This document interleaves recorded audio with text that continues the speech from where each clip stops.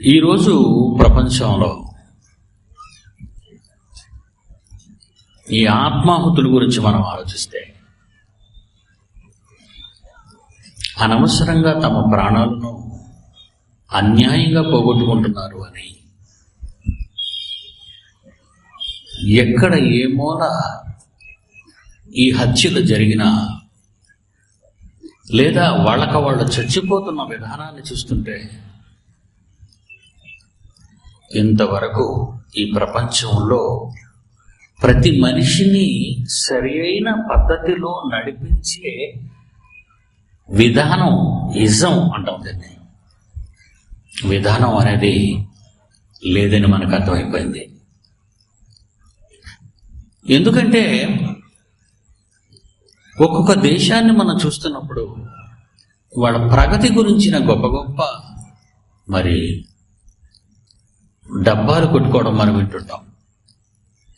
ఒకటి హిమాలయ పర్వత ఎవరెస్ట్ శిఖరం ఎక్కడను, లేదా మరొకడు అణు విధానాన్ని కనుగొన్నాడను, లేదా మరొకడు హైడ్రోజన్ లాంటి విస్ఫోటనం గల బాంబులను కనుగొన్నాడను. ఇకపోతే ప్రియులారా, శాస్త్రీయ ఎదుగుదలలో వాటికి సృష్టికర్తలైనటువంటి వారిని పొగుడుతూ వస్తున్నాం. ఇకపోతే డబ్బు బాగా సంపాదించిన వాడిని మొదటి స్థానం ఎవడది, రెండో స్థానం ఎవడది, మూడో స్థానం ఎవడది అని చెప్పుకుంటూ ఉంటారు. ఇకపోతే ప్రపంచ సుందరి ఎవరు, విశ్వ సుందరి ఎవరు, ఇండియా సుందరి ఎవరు, కర్నూలు సుందరి ఎవరు అని చెప్పుకుంటూ ఉంటారు. ఏమండి? ఇకపోతే సూపర్ స్టార్ ఎవరు, మెగాస్టార్ ఎవరు, పాపర్ స్టార్ ఎవరు, అల్లరి స్టార్ ఎవరు, సెక్స్ స్టార్ ఎవరు అని చెప్పుకుంటారు. ఏమండి? ఇవన్నీ వింటుంటే సమాజానికి ఏవైనా అవసరమా ఆలోచించాలి మీరు. సమాజానికి వీళ్ళు ఎవరైనా అవసరమా? ఏమండి, నిన్న మంచి మాటలు సమాజానికి అవసరమైన మాటలు నేను చెప్పానండి. ఈరోజు ఏ న్యూస్ మీడియాలోనైనా ఉదయం నుంచి సాయంకాలం వరకు చూపించారా అండి? చూపించరు. ఎక్కడో ఒక బట్టల షాప్ ఓపెన్ చేయడానికి ఒక పనికిమాలిన యాక్టర్ వెళితే దాని గురించి వార్త. ఏమండి? ఎవడో ఒక బ్యాట్ పట్టుకొని బాల్ కొడితే వాడి గురించి వార్త, వాడి ఫోటో. ఏమంటే ఇవన్నీ అవసరమా సమాజానికి? చెప్పండి. సమాజాన్ని బాగు చేసి ఇంత మంచి కార్యక్రమాలు ఈ కర్నూలులో ఎస్టీపీసీ గ్రౌండ్లో జరుగుతున్నాయి అనుకున్నప్పుడు పేపర్ హెడ్లైన్స్లో రావాలి ఇక్కడ ఏం చెప్పబడుతున్నాయి అనేవి. కానీ వాళ్ళు వస్తారా అంటే రారు. ఎందుకంటే వీళ్ళకు కూడా తిండి పెట్టాలి, వీళ్ళకు కూడా లంచం ఇవ్వాలి. మీకు అర్థమవుతుందా? ప్రజలకు కూడా ఏ టేస్ట్ కావాలి? ఎవరు గొడ్డలిప్పుకొని తిరుగుతారో కెమెరాలు పట్టుకొని వాళ్ళ చుట్టూ తిరుగుతారు వీళ్ళు. ఆ ఫోటో వేస్తే వీళ్ళ పత్రిక బాగా చెల్లుబాటు అవుతుంది, ఎక్కువ మంది కొనుక్కుంటారు, సర్క్యులేషన్ పెరుగుతుంది అనేటువంటి ఆలోచన ఈ పనికిరాని మీడియాకు ఉందండి. ఏమన్నా ఇంత కఠినంగా ఎందుకు మాట్లాడుతానో తెలుసా? వాళ్ళకు రోషం రావాలని. ఈ రోజున ఎవరైనా వచ్చారండి, టీవీ మీడియా వాళ్ళు కానీ, న్యూస్ మీడియా వాళ్ళు కానీ, వీళ్ళు అసలు పరారు అయిపోతారండి. నిన్నటి నుంచే పరారీలో ఉన్నారు వీళ్ళు సమాజాన్ని బాగు చేసే బెటర్ సొసైటీ అని పేరు పెట్టుకున్న పనికి మాలిన వారుగా ఎక్కడో ఒక సెక్స్ ర్యాకెట్ జరిగిందని 100 సార్లు చూపిస్తాడు ఆ పనికి మాలిన బొమ్మ. మీకు అర్థమైందండి? ఇది మొట్టమొదటి టీవీ 9 కనుక్కుందని చెప్తాడు. ఇదేదో పెద్ద సాధించినట్టు దీన్ని. ఎవడో ఒక లంచం తీసుకొని దొరికిపోగానే వీడు లంచకుంటేనే 100 సార్లు చూపిస్తాడు. అంటే నిన్ను కూడా లంచకుండా అయిపోవానా? దేనికి నేర్పిస్తున్నావు? ఏంటి అసలు నేర్పిస్తున్నావు సమాజానికి మీడియా వాళ్ళు? ఏమండి? పనికిరాని సినిమాలండి. ఇకపోతే ఈరోజు మన దేశం ఏ స్థాయికి దిగజారిపోయిందో చెప్పమంటారా? మీరందరూ ఆశ్చర్యపోతారండి. షోలేలో ధర్మేందర్ నటించిన 70mm NNCP నిర్మించిన చిత్రాన్నట పాఠ్య పుస్తకాల్లో పాఠాలు చేసేస్తారట. జాగ్రత్తగా ఉండండి. అంటే అందరూ గబ్బర్ సింగర్ అయిపోవాలని. అంటే బుర్ర ఉందండి ప్రభుత్వానికి? నేను అడుగుతున్నాను, సూటిగా ప్రశ్నిస్తున్నాను. వెండి తెర మీదకెక్కి మొహాలకు రంగులు పూసుకొని కోట్ల రూపాయలు ప్రజాధనాన్ని కొల్లగొడుతున్న ఈ నిర్మాతలు, ఈ సినిమా యాక్టర్లు, నటీనటులు వాళ్ళతోనే దిగుతారండి మినిస్టర్లు అందరూ. మీకు తెలుసా, ఇళ్ళు వాళ్ళు ఒకటే, ఒకే కులం. ఎందుకయ్యా ఇలాంటి సినిమాలు సమాజానికి అవసరమా? కంత్రియట, ఖతర్నాక్ అట, ఈడియట్ అట, స్టూపిడ్ అట, పోరం బోకు, దేశ ముదురు,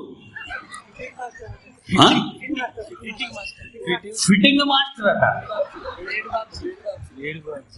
బ్లేడ్ బాబ్జీ, కత్తులు కనకారావు, తుపాకులు తుమ్మరాజు, కచ్చిరా గంగన్న. ఏమండి అసలు సినిమా మీడియా వాడికి ఎవరికైనా బుద్ధులు? కుర్రోళ్ళని అంతా కుర్రోళ్ళు, పనికిరాని కుర్రోళ్ళు డైరెక్టర్లు, నిర్మాతలు ఉండండి. అమ్మా బాబు అప్పనంగా సంపాదించిన డబ్బు, అమ్మా బాబులు అప్పనంగా సంపాదించిన డబ్బు ఉందే, ఈ డబ్బు ఏం చేయాలో తెలియక ఇలాంటి చెత్త సినిమాలన్నీ తీస్తున్నారండి. ఈ పిల్లలకి ఏమైనా ఉపయోగపడుతుందండి? ఈ రోజు ఉన్న యువతరానికి ఈ సినిమాలు ప్రభావం ఎంత ఉందో మీకు తెలుసా? ఇకపోతే మన ఇండియాలో ఉన్నటువంటి మహాజ్ఞానులు అని చెప్పుకుంటారు చూసారు, వీళ్ళంతా మేధావర్గాలు బుర్ర లేకుండా ఎలా ప్రవర్తిస్తున్నారంటే బొంబాయి పేడుళ్ళు మీకు చెప్తాను, జాగ్రత్తగా వినాలి. మీరందరూ జాగ్రత్తగా వినాలి. ఇందులో చదువుకున్న వాళ్ళు ఉన్నారు, చదువులేని వాళ్ళు ఉన్నారు. మరి ఆ రోజు బొంబాయిలో జరిగిన పేలుళ్ళు, ఆ రోజు నేను మహారాష్ట్రలో ఉన్నానండి, షలాపూర్లో మాట్లాడుతున్నాను. మొదటి రోజు 26/11 నవంబర్ 26/11 నా ప్రసంగం అయిపోయింది 10 గంటలకి. అప్పుడు బాంబే తాజ్ హోటల్ మీద టెర్రరిస్టులు దాడి చేశారు. దాడి జరుగుతుందండి, ఇంకా 2 రోజులు మేము ఆ దాడిని చూస్తున్నాం టీవీలో. ఈ మీడియా వాళ్ళందరూ వెళ్ళిపోయి ఆ తాజ్ హోటల్ని, నార్మన్ హౌస్ని, ఓబరాయ్ హోటల్ని చూపిస్తున్నారు. హెలికాప్టర్ మీద మన కమెంటర్స్ ఎలా దిగుతున్నారు టీవీలో కనబడిపోతుందండి. తాజ్ హోటల్ చుట్టూ, ఓబరాయ్ హోటల్ చుట్టూ గన్నర్లు మన ఇండియన్స్ ఎలా పట్టుకుని ఉన్నారో చూపిస్తున్నారండి. ఏమంటే అలా చూపించొచ్చా? ఎందుకు చూపించకూడదు అంటున్నారంటే, ఇది పాకిస్తాన్లోని టెర్రరిస్టులు చూస్తున్నారు దీన్ని. మన పోలీసులు తాజ్ హోటల్ చుట్టూ ఎక్కడున్నారో మన పనికి మాలిన వారే చూపిస్తున్నారు వాళ్ళకి టీవీలో అండి. ప్రోగ్రామ్, టీవీ న్యూస్ మీడియా ఇది. ఇంకా అలా ఎలగలేదా మీకు లైటు? ఎలగలేదా? మన కమాండోస్ హెలికాప్టర్ నుంచి ఎలా దిగారు ఆ తాజ్ హోటల్ మీదకి, మన పోలీస్ కమాండోలు, సైన్యం ఎలా చుట్టముడుతుంది ఆ హోటల్స్ ని, ఓబరాయిని, తాజ్ హోటల్ని, ఇవన్నీ వీళ్ళు శాటిలైట్ కి పంపుతున్నారు. టోటల్ మొత్తం శాటిలైట్ నుంచి ఉగ్రవాద సంస్థలు తీసుకుంటున్నాయి న్యూస్ ని. అప్పుడు చెప్పారు, ఒరే పలానా దగ్గర మన కమిషనర్ ఉన్నాడు, పలానా వాడు షోలాపూర్ లో కమిషనర్ చేసి చాలా గొప్ప గొప్ప మన వాళ్ళని దండించాడు కనుక వాడిని వేసేమనగానే ఎక్కడో తాజ్ హోటల్లో దాగున్న వాడు కరెక్ట్ గా బుల్లెట్ తో కొట్టేశాడు. కరకరేనా ఆయన్ని గమనించాలి మీరు. ఇవన్నీ ఈ మీడియాకు తెలుసా? ఈ మీడియా ఇలా తప్పుడు సమాచారాన్ని లేక తప్పుడు ఈ న్యూస్ ఇస్తున్నప్పుడు ప్రభుత్వం ఏమైనా కళ్ళు తెరచిందా? ఆ రాష్ట్రాన్ని పరిపాలిస్తున్న ముఖ్యమంత్రికి ఏమైనా బుర్రుందా? ఆయనకు ఆలోచించలేదా మీరు? పిడి సుందర్రావు చెప్పాలా ఈ దేశానికి? పిడి సుందర్రావు చెప్పాలా? మన పోలీసులు ఎక్కడ మోహరించారో, మన గన్మన్లు ఎక్కడ నిలబడ్డారో, మన కమాండోలు ఎలా దిగుతున్నారో ఈ న్యూస్ మీడియా వాడు ఇలా జాగ్రత్తగా తీసి ఇంటి గుట్టు రట్టు చేస్తూ మన అఫీషియల్స్ ఎక్కడున్నారు, మన పోలీసులు ఎక్కడున్నారు టీవీ ప్రసారాల్లో కనబడుతుంటే ఎక్కడో ఉన్న ఉగ్రవాద సంస్థలు దీన్ని చూస్తూ లోపల ఉన్న ఉగ్రవాదులకు సమాచారాన్ని అందించారు. పలానా దగ్గర ఉన్నారు, పలానా కిటికీ నుంచి కొట్టే, అందుకే చచ్చిపోయారండి. ఏమండి న్యూస్ మీడియాకు బుద్ధి ఉందా? ఈ టీవీ మీడియాకు బుద్ధి ఉందా? అది పిడి సుందర్రావు చెప్పాలా? ప్రపంచానికి పిడి సుందర్రావే చెప్పాలి. ఎవడు చెప్పలేడు దీన్ని.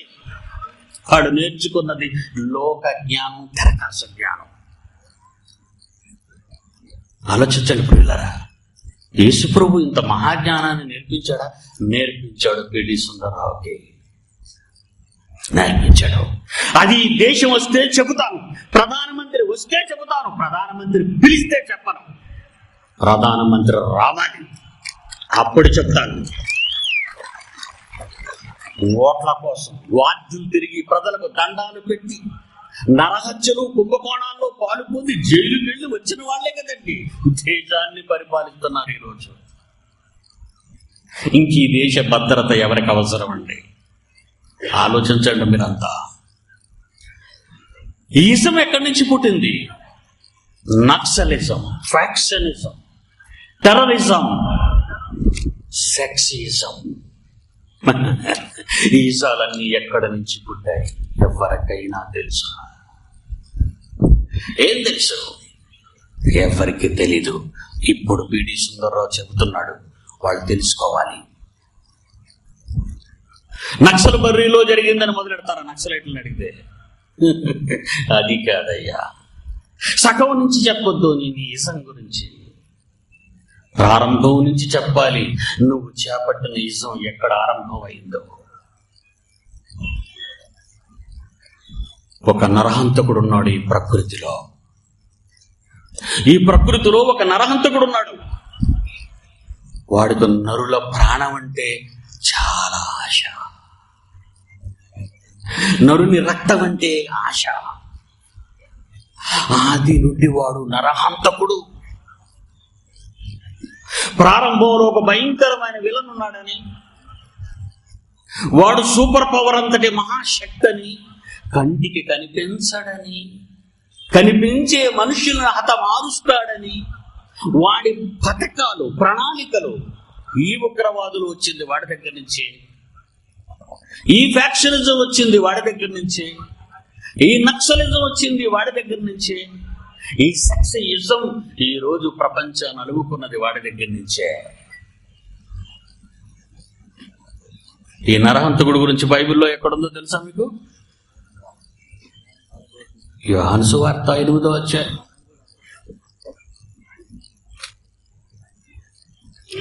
యోహాను సువార్త 8వ అధ్యాయం. నేను అడిగితే చెప్తున్నాండి వీళ్ళందరికీ. ఇదేదో విదేశీ మతం అనుకుంటున్నారు ఈ అమాయకులందరూ. విదేశీ మతం అనుకున్నారు. ఇంకండి అసలు కర్మ గారిపోయింది, మనం ఏం చేస్తాం? యోహాను సువార్త 8వ అధ్యాయం 44వ వచనంలో వీడి గురించిన ప్రస్తావన యేసుక్రీస్తు చెప్పారండి. ఏమని? మీకు ఒక గాడ్ ఫాదర్ ఉన్నాడు. ఒక గాడ్ ఫాదర్ ఈ ప్రపంచానికి వచ్చాడు. కనని వాడు కనబడిన వారిని ఎత్తుకుపోయాడు. నిజమండి. అసలు వీడిని పట్టగలిగితే అసలు ప్రపంచంలో జరిగే ప్రతి నీచ నికృష్ట కార్యాన్ని మనం పట్టగలమండి. చూద్దాం, బైబిల్లో చూద్దాం. మీరు మీ తండ్రి అపవాది సంబంధులు, మీ తండ్రి దురాశలు నెరవేర్చుకోరుచున్నారు. మీరు వాడికి పుట్టినట్టుగా వాడి పిల్లలుగా మారిపోయి వాడి ఆశలు నెరవేరుస్తున్నారు అంటున్నాడు దేవుడు. ఆది నుండి వాడు నరహంతకుడు. In the beginning first murder చేయించాడు. మన ఆది ఆదాము సంతతిని. మొదట పుట్టిన వాడు రెండో వాడిని చంపేశాడు. మీరు మీ తండ్రి యగు అపవాది సంబంధులు, వాడి దురాశలు నెరవేర్చగోరుచున్నారు. ఆది నుండి వాడు నరహంతకుడు, సత్యమందు నిలిచిన వాడు కాదు. అసత్యాలన్నీ వాడి నుంచే పుట్టాయి. వాడు అబద్ధం ఆడుతాడు. అబ్బో, పచ్చి నిజంగా చెప్తాడు. వాడు అబద్ధికుడు, అబద్ధమునకు జనకుడు, నరహంతకుడు. వాడిని ఎవరైనా ట్రేస్ చేశారా? వాడిని ఎవరైనా ట్రేస్ చేశారా? ట్రేస్ చేయలేదండి.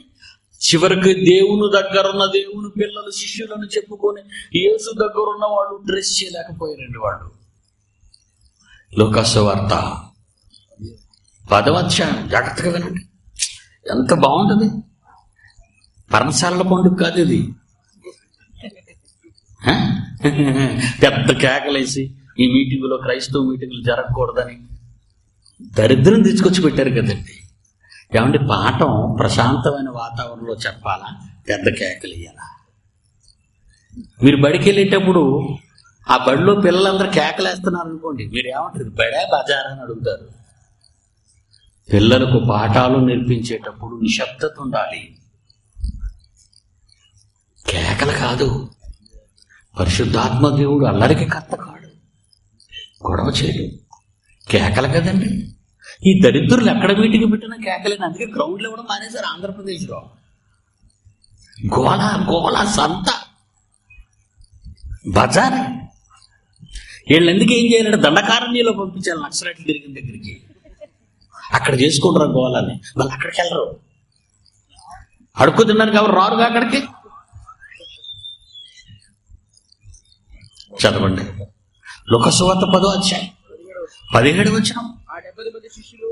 70 మంది యేసు ప్రభు యొక్క శిష్యులట సంతోషంతో యేసు ప్రభు దగ్గరకు వచ్చేసి, ప్రభువా ఒక గుడ్ న్యూస్ చెప్తాం మీకు.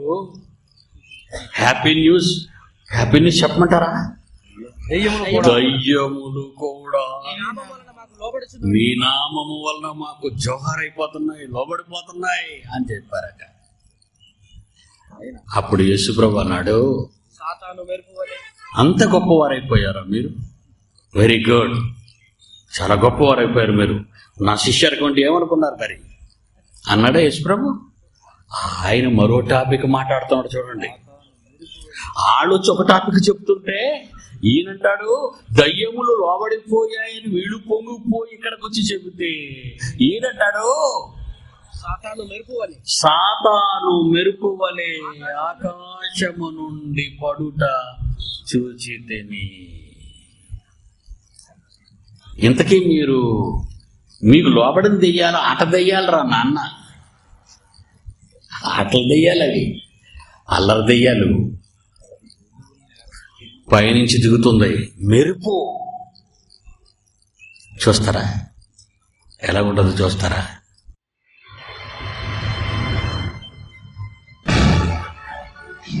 పైనుంచా? ఇంపోర్టెడ్ సర్క్యూట్ ఇది. అవును, ఇంపోర్టెడ్. బట్టలిపుకి డాన్స్ చేయడం ఇంపోర్టెడ్. యుఎస్ఏ నుంచి హాలీవుడ్ నుంచి దిగింది. ఎక్కడికి? బాలీవుడ్కి దిగింది. గుడ్లు గెంతడం, పనికి మారిన సెక్స్ డాన్స్ వేసి ఆ దరిద్రుడు ఎవడు? Michael Jackson. మైకల్ అంటే మిఖాయేల్ దేవదూత. మైకల్ అంటే ఎవరు? మిఖాయేలు. చచ్చిపోతాడు తెలుసా మీకు? టైం అయిపోయింది అడిగి. భయం వేయడం లేదా మీకు? అన్ని బూత్ డ్యాన్సులే కదండి వాడు నేర్పాడు. భరతనాట్యం అన్నాడు, కథాకాలు అన్నాడు, కూచిపూడి అన్నారు. చేతులు తిప్పేవారు, చక్కగా కాళ్ళు తిప్పేవారు, ఆడించేవారు. వీడేటండి బూతు పని. ఎవడు డ్యాన్స్ చేసినా బూతే. ఆడద కూడా సిగ్గు లేకుండా బూతు భంగిమని అంటారు వీటిని. బూతుబడులు. సినిమా థియేటర్ అని బూతుబడులు. ఓ పిల్లలకి పండగ అలా డ్యాన్స్ అంటే. ఏమండి బూత్ కాదండి అది. ఆ దరిద్రుడేనండి ప్రపంచానికి పరిచయం చేశాడు. The dirty fellow Michael Jackson. అది ప్రభుదేవా. వీడు మొదలెట్టాడండి అలా డ్యాన్స్. 1/2 కేజీ మాంసం ఉండదు ఒంట్లో. ఇండియన్ మైకల్ జాక్సన్ అంటే వీడు. బూత్ డ్యాన్స్ నేర్పించడానికి వీడు ఒక మైకల్ జాక్సన్. ప్రభు దేవా, ప్రభు తండ్రి కుమారుల నుంచి వచ్చిన బూతు. ఓ ఇది టాలీవుడ్. హాలీవుడ్ నుంచి బాలీవుడ్, బాలీవుడ్ నుంచి టాలీవుడ్. టోటల్ గా మనం అంతా వెరీ వెరీ గుడ్. జనాలు అందరూ దానికే కింద పరిగెడుతుంటారు. డాన్స్ బేబీ డాన్స్ ఏటున్నాయి అందులో. ఇదే ఆట 1, ఆట 2, ఆట 3, ఆట ఎన్ని 100 ఆటలని వేస్తాడు మీరు చూసినంత వరకు. ఏమండి ఎప్పుడండి మీరు అన్నింటినీ వ్యతిరేకిస్తారు? ఇలాంటివన్నీ బంద్ చేయమని ఎప్పుడండి చేస్తారు? ఊరిగింపులు చేయరు ఇలాంటి కోసం. ఇలాంటివన్నీ బంద్ చేయమని అడగరా? ఈ మహిళా సంఘాలు నిలబడవా? ఈ సంస్థలు నిలబడవా? ఈ పెద్దలు అడగరా? ఈ అరాచకాన్ని ఆపరా? వీడి సుందర్రావు గొంతు తరుచుకొని అందరికీ శత్రువు అవుతున్నాడండి ఈరోజు. ఇంపోర్టెడ్ వాయుమండల సంబంధమైన అధిపతి వాడి గురించి దేవుడు చెప్తున్నాడు. ఇది ప్రపంచానికి తెలియదండి. ఈవిడెక్కడి నుంచి దిగాడో ఈ ప్రపంచం గుర్తించలేదు. 2000 సంవత్సరాల క్రితమే వాడు ఆకాశము నుండి మెరుపు వలె దిగితే ఒక్క యేసే చూశాడు దాన్ని. ఎఫెసీ పత్రిక 2వ అధ్యాయం 2వ వచనం. మీరు వాటిని చేయించు వాయుమండల సంబంధమైన అధిపతి అనగా అవిధేయులైన ఈనాటి హాలీవుడ్, టాలీవుడ్, బాలీవుడ్ లేనిపోని వుడ్డులన్నిటికీ ఇప్పుడు ప్రేరేపించుచున్న డర్టీ పవర్, డెవిల్ పవర్, ఇప్పుడు ప్రేరేపించుచున్న శక్తికి అధిపతిని అనుసరించి ఈ ప్రపంచ ధర్మము చొప్పున నడుచుకుంటున్నారు. మీరు అది ప్రపంచ ధర్మం అనుకుంటున్నారు. అర్ధనగ్నంతో ఆడది నిలబడితే ప్రపంచ ధర్మం అనుకుంటున్నారు. పీక మొయ్య తాగి చేస్తే ప్రపంచ ధర్మం అనుకుంటున్నారు. కారు బాంబులు పేల్చి జనాన్ని చంపితే జిహాద్ అంటున్నారు. ఇదండి ప్రపంచ ధర్మం, ఇదండి లోక మర్యాద. చట్టాలు చేసిన వారు చట్ట సభలలో కూర్చొని ఎక్కడ ఏమి నొక్కేయాలని చూస్తున్నారు. కానీ సమాజం ఇలా చెడిపోతుంటే ఏ ఒక్కరైనా అసెంబ్లీలో నిలబడి తప్పు పట్టి నిలదీసి అడగగలుగుతున్నారా? అలాగా అడిగిన వాణిని ఓటేసి మీరు గెలిపించగలుగుతున్నారా? ఒక ప్యాకెట్ ఎక్కి ఒక నోటుకి బందీలై దొంగలందరినీ గద్దెలెక్కిస్తే ఇలాంటి దిక్కుమాలిన శాసనాలు సమాజంలో బయలుదేరుతాయి. ఆలోచించండి. వాడు దిగాడు. ఇది సిబిసిఐడి వాళ్ళకు తెలీదు, ఇది ఇన్వెస్టిగేషన్ బ్యూరో వాళ్ళకు తెలీదు, ఇది ప్రపంచంలో ఏ ఒక్కడికి తెలియదు. దేవుడు చెప్పిన మాట వాయుమండల సంబంధమైన అధిపతి, ఈ రోజు ప్రపంచాన్ని ప్రేరేపిస్తున్న యుగ సంబంధమైన దేవత సమాధాన్ని అతాకుతలం చేస్తూ నరబలి నరుల రక్తానికి మరిగిన పులది, నరుల రక్తానికి మరిగిన పులి, దయ్యం, అపవాది, ఉగ్రవాది. అదే ఆది నుండి వాడు నరహంతకుడు. ఎవరిని మృంగుతున్నా అని ఎందుకు వచ్చాడు అనుకున్నారు? ఆకాశం నుండి వీడు ఎందుకు దిగాడు మెరుపువలే? ఎందుకు దిగాడో తెలుసా? 1 పేతురు 5వ అధ్యాయం 8వ వచనం చూడండి ప్రియులారా.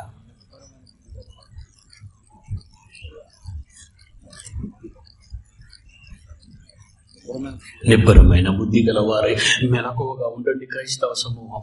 బైబిల్ కలిగిన దేవుని పిల్లలారా, మిగిలిన సమాజానికి బైబిల్ లేదు కనుక వాళ్ళు తెలుసుకోరు. అన్య మతం, విదేశీ మతం ముద్ర వేసి దాని పక్కకు పెడుతున్నారు. వదిలేయండి వాళ్ళని.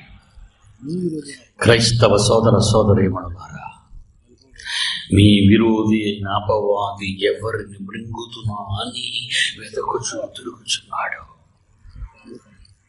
ప్రకటన గ్రంథం 12వ అధ్యాయం 9వ వచనం. ప్రకటన గ్రంథం 12వ అధ్యాయం 9వ వచనం.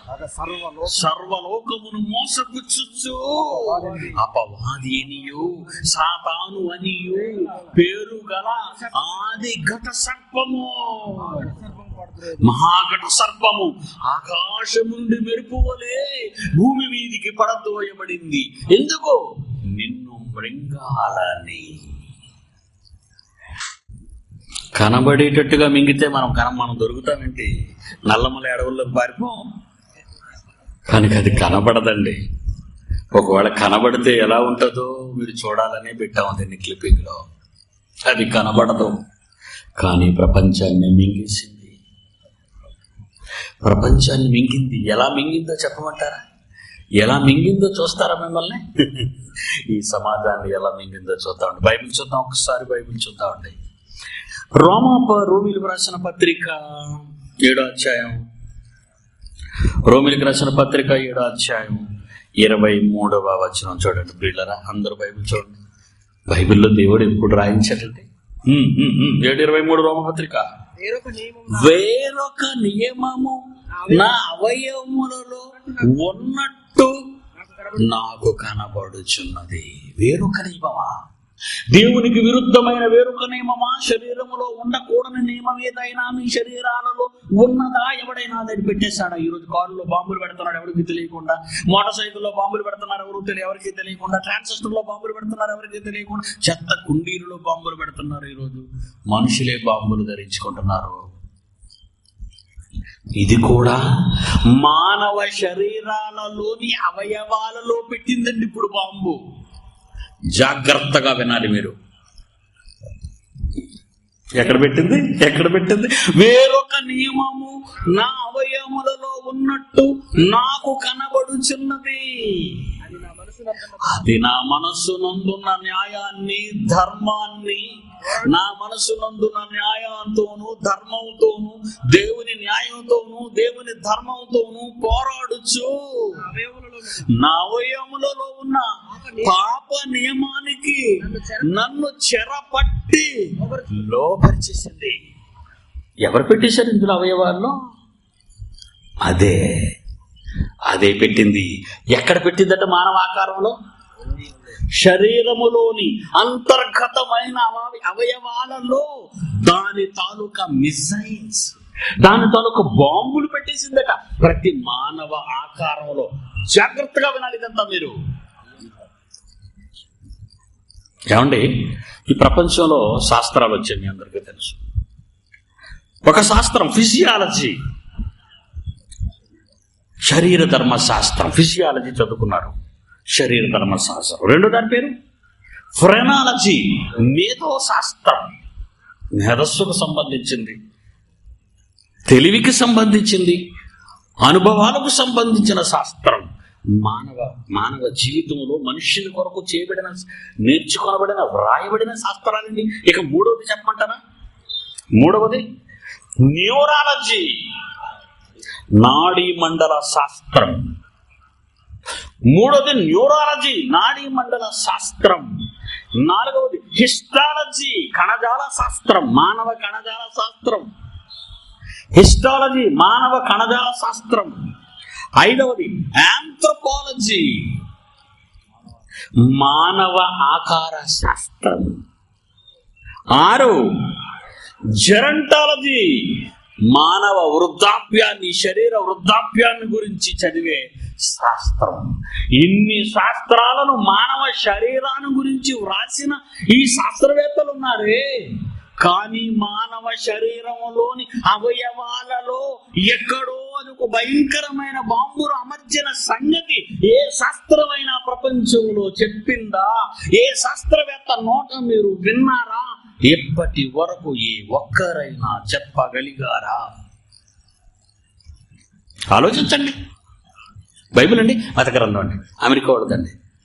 చాలా తప్పు అండి, ఆ భాష తప్పు. న్యూటన్స్ థియరీ అండి, ఫారందండి, మనకు వద్దండి అంటారా? యూనివర్సిటీలో రాయకపోతే మార్కులు కూడా ఫీల్డ్ చేసేస్తారు. డార్విన్స్ థియరీ, ఇది విదేశీ శాస్త్రం అండి, మనకు వద్దు అంటారా? ఆ శాస్త్రాలే వీళ్ళకి దిక్కు. వీళ్ళు చదవాలంటే, డిగ్రీలు రావాలంటే, సర్టిఫికెట్లు చేతికి ఇవ్వాలంటే, ఈ పొట్టను పోషించడానికి ఒక జాబ్ రావాలంటే అవే చదవాలి. వాళ్ళు రాసిన శాస్త్రాల ఇది సకల శాస్త్రాలను అధిగమించిన బైబుల్ అంటారు. అందుకే తింది.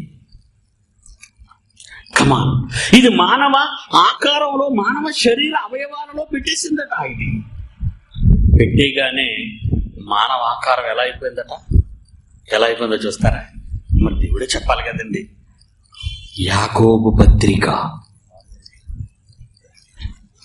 4వ అధ్యాయము 1వ వచనం నుంచి మొదటి 100 సంవత్సరాలలో వ్రాయబడిన మహాజ్ఞాన గ్రంథం అండి బైబిల్ అంటే.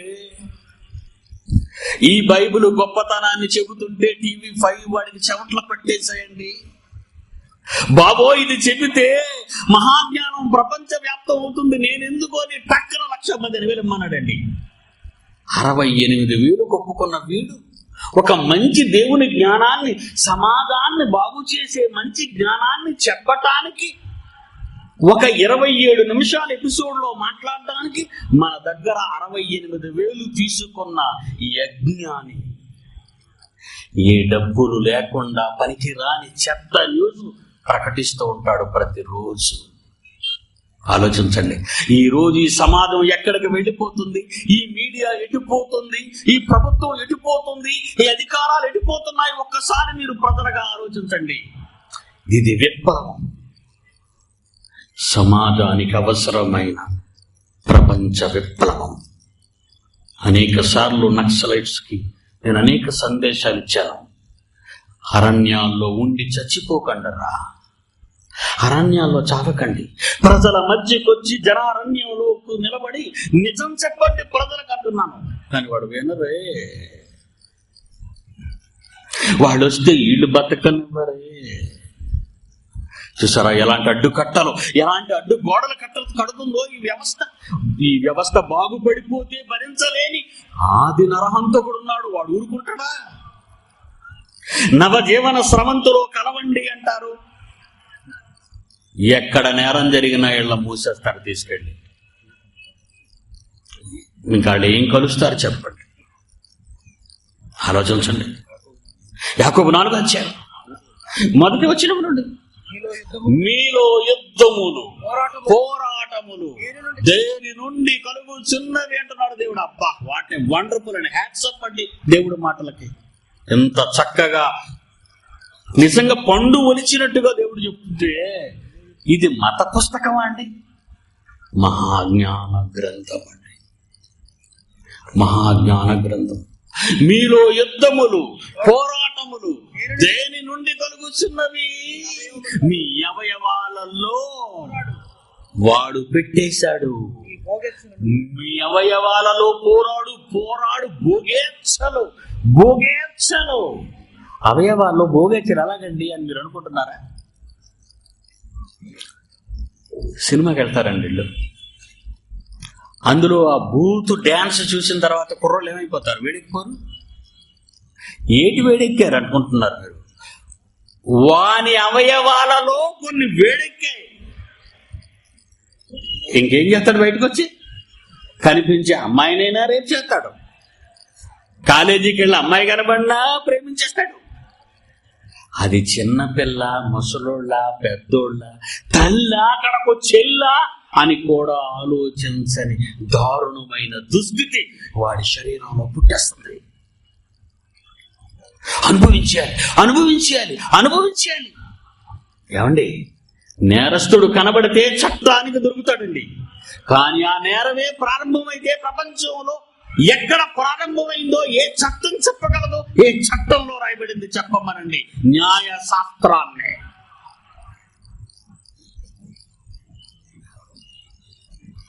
అవయవాలు. ఎందుకు ఆ పనికిరాని సినిమాను తీసుకొచ్చావు? మన ఆంధ్ర రాష్ట్రంలో 300 కేంద్రాలని గొప్పగా రాసుకుంటున్నావు.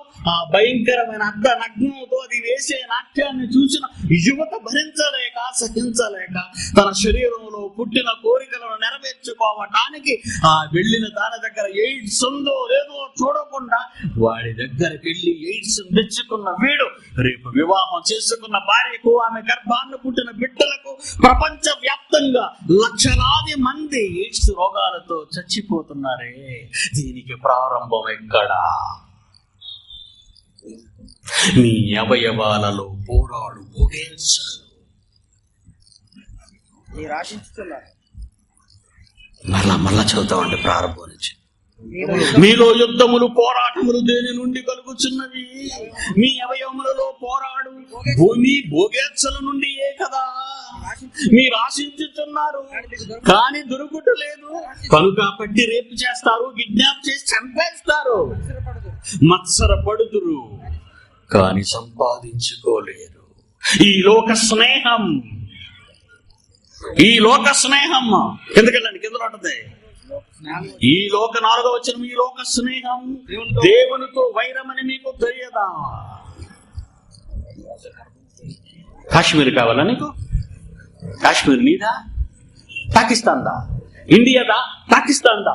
మాదని ఇండియా, మాదని పాకిస్తాన్ ఆశిస్తున్నారు, కావాలని కోరుకుంటున్నారు. కనుక ఎందరూ చచ్చిపోతున్నారు. భయంకర మారణ యుద్ధాలు.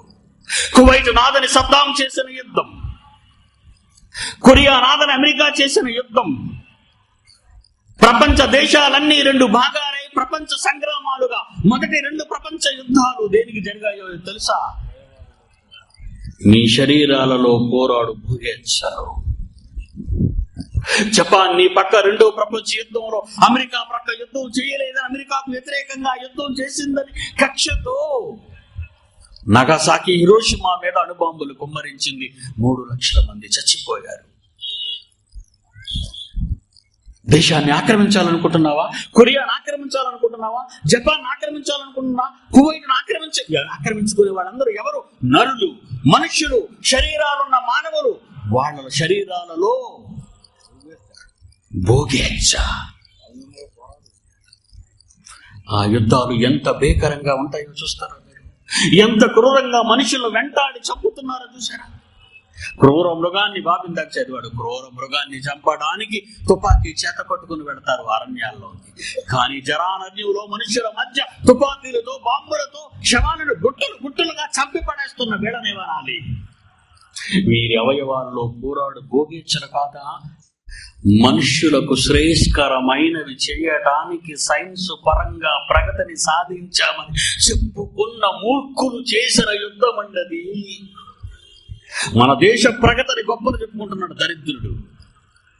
ఎందుకు ఈ మారణాయుధాలు చెప్పండి? మన దేశ భద్రత కంటున్నారా?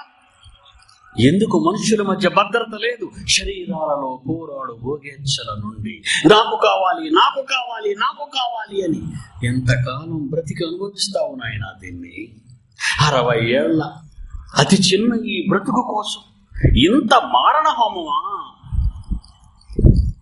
ప్రపంచంలో మొట్టమొదటి నుంచి ఇదే జ్ఞానాన్ని, ఈ రోజు సమాజంలో ప్రకటిస్తున్న ఈ మహాజ్ఞానాన్ని, నేను ప్రకటిస్తున్న ఈ జ్ఞానాన్ని ప్రపంచ విశ్వవిద్యాలయాల నుండి ప్రాథమిక పాఠశాలల వరకు ప్రతి చోట ప్రకటింపబడితే మారణాయుధాల అవసరత ఉందా చెప్పండి? శరీరాలలో అమర్చబడిన భోగేచ్ఛలు, శరీర అవయవాలలో పుట్టుకొస్తున్న భోగేచ్ఛలు అణిగిపోవా? ఎక్కడుంది ధర్మం చెప్పండి?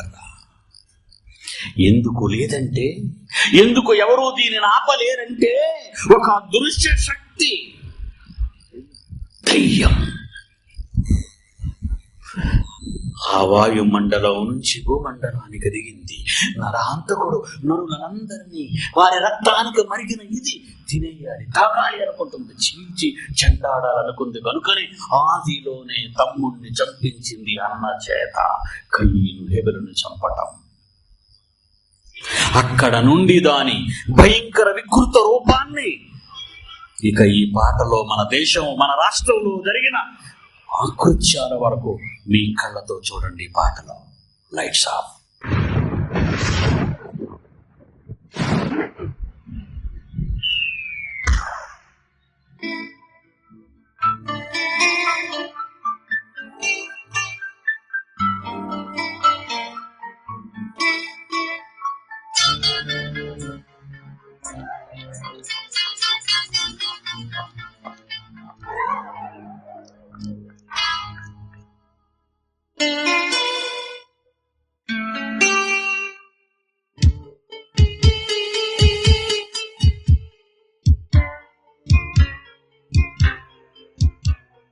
దయ్యమా దైవమా తెలుసుకో నేస్తమా, దయ్యమా దైవమా తెలుసుకో నేస్తమా, దేహంలో దయ్యం కూర్చుంది, దేవుని చోటే మార్చింది.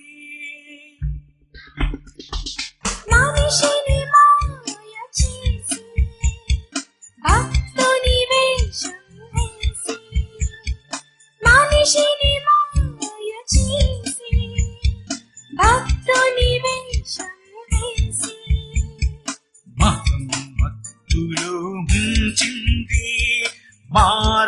హోమం చేస్తుంది దెయ్యమా దైవమా దెయ్యమా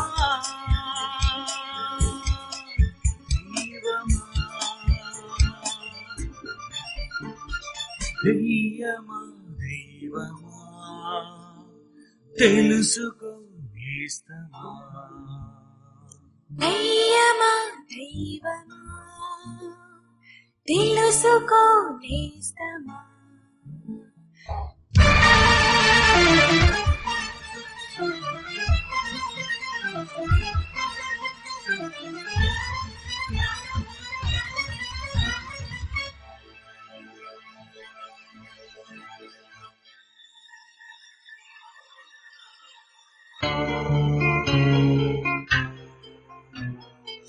శ్మశానాలలో బియ్యముందని ఎండిన చెట్టు ఎక్కి ఉందని ఎర్రని నిప్పులు కప్పుతుందని తెల్ల చీరతో తిరుగుతుందని శ్మశానాలలో బియ్యముందని ఎండిన చెట్టు ఎక్కి ఉందని ఎర్రని నిప్పులు కప్పుతుందని తెల్ల చీరతో తిరుగుతుందని భ్రమపరిచింది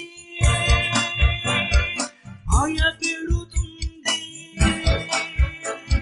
శ్మశానాలలో ఉంది భయం ప్రజల మధ్యనే ఉంది దయ్యం దెయ్యమా దైవమా దెయ్యమా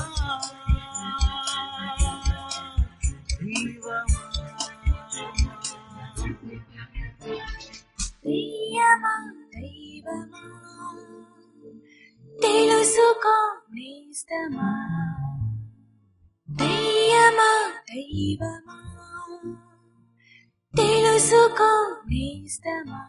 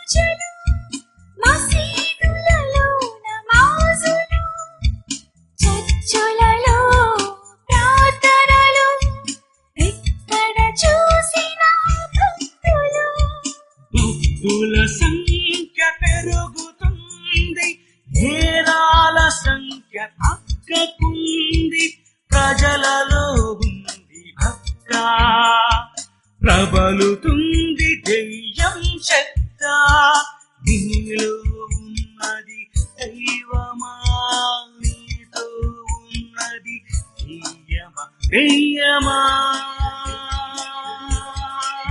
దైవమా దెయ్యమా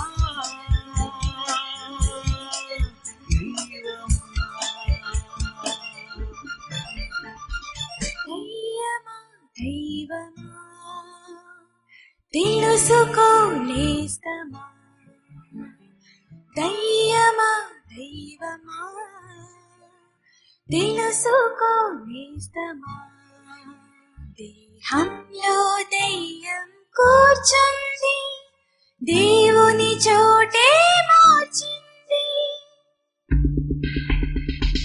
మనిషిని మాయ చేసి దేవునికే గుడి కట్టి మనిషిని మాయ చేసి దేవుని గుడి కట్టి మత్తులో ముంచింది, మారణ హోమం చేస్తుంది దెయ్యమా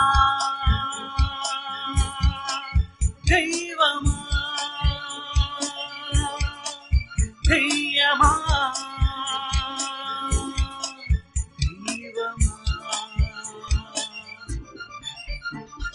దెయ్యమా దైవమా తెలుసుకో నేస్తమా, దెయ్యమా దైవమా తెలుసుకో నేస్తమా.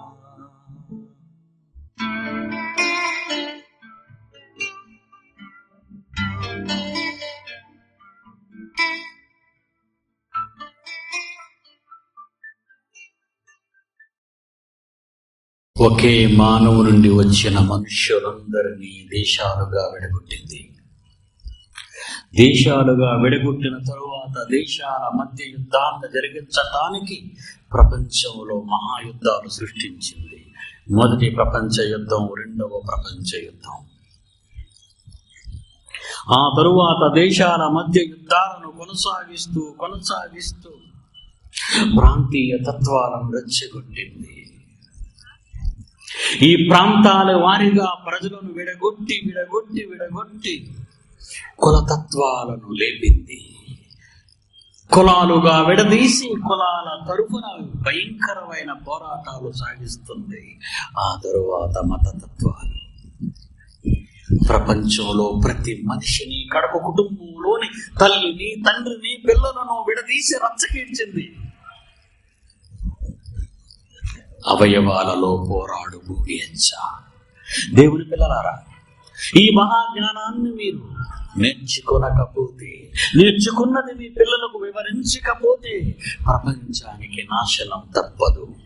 ఎప్పటికైనా సమాజం మేల్కొని తమ చుట్టూ ఉన్న వ్యవస్థను బాగు చేయటానికి మైదానంలో కూర్చున్న ప్రతి వారు కంకణం కడితే ఒక నూతన సమాజాన్ని, యేసు కోరుకున్న సమాజాన్ని, దేవుని సమాజాన్ని ఈ ప్రపంచంలో చూడగలం. కళ్ళు మూసుకోండి. తండ్రి, మీ పిల్లలకు మీ మాటలు వివరిస్తున్నాను, మీ పిల్లలు వింటున్నారు. ప్రతి ఒక్కరిని, మైదానంలో కూర్చున్న వారిని మీ జ్ఞానంతో నింపండి. నిర్వాహకులను దీవించండి, వారి కుటుంబాలను కాపాడండి. యేసు నామమున ప్రార్థన అడుగుచున్నాము తండ్రి, ఆమేన్. మన తండ్రి దేవుని ప్రేమ, కుమారుడైన యేసుక్రీస్తు వారి కృప, పరిశుద్ధాత్మ దేవుని అన్యోన్య సహవాసం సదాకాలం మనందరికీ తోడయుండి నడిపించునుగాక. ఆమేన్.